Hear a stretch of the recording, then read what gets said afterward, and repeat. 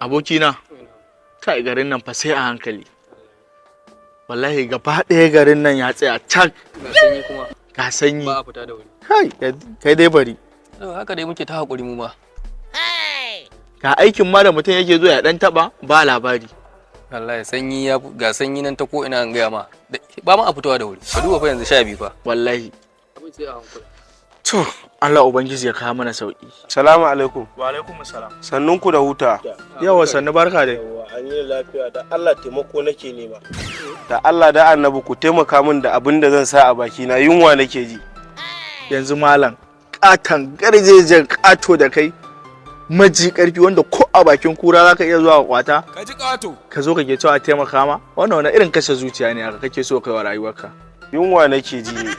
To ai da sun ga yaje ma ya samu dako ko kuma inda ake dan yin dako a garin nan. Dan naga ko wajen dako iri-iri. Ba shi dai shawara. To ko ya dauka. A ganni dai da kwari na to akwai wanda suka dauke ni aiki a nan baya nake musu leburanci. To yau ba su zo ba naje kuma yunwa nake ji gun arfa ba wanda ya zo.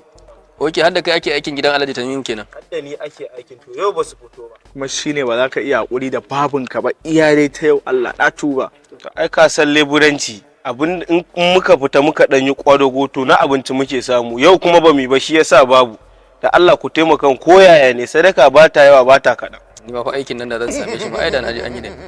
Shikenan yanzu dai tunda ka ambaci Allah za a ma dan shi din. Yawwa to nagode. Ba matsala. Ga wata 1000 ka kawo 990.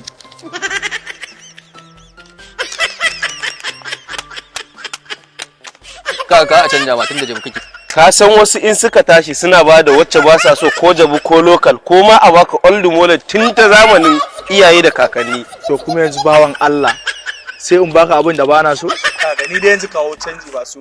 Ka a canja. A bashi. Amma kai ka cika dan son zuciya. Duk filin kudaden nan da ke aljihunka ka fito ka ce wai a taimaka ma? Kana ji babu canji.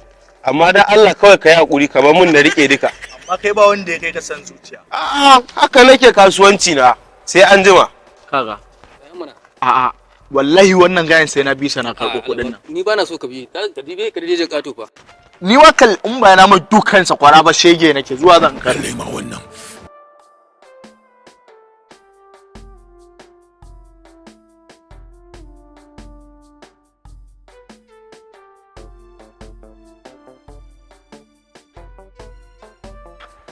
Malam biyo ni kai?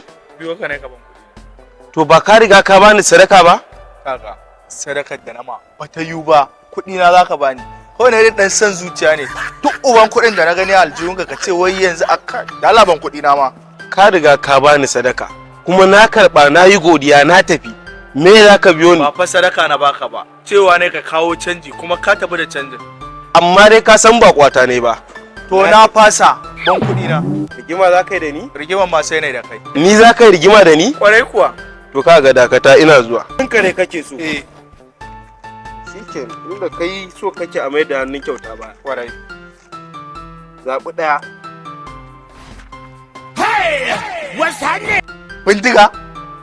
Kwarai. Inna lillahi wa inna ilaihi. Ce dan fashi ne ma kai. Ka zaɓi ɗaya na ce ba na son dogon su. Allah ya shirye ka. Allah ya shirye ka. Amin. Wanda kura ta lafiya ma ka isa ka biyo ni ka tare ni a hanya? Ayo.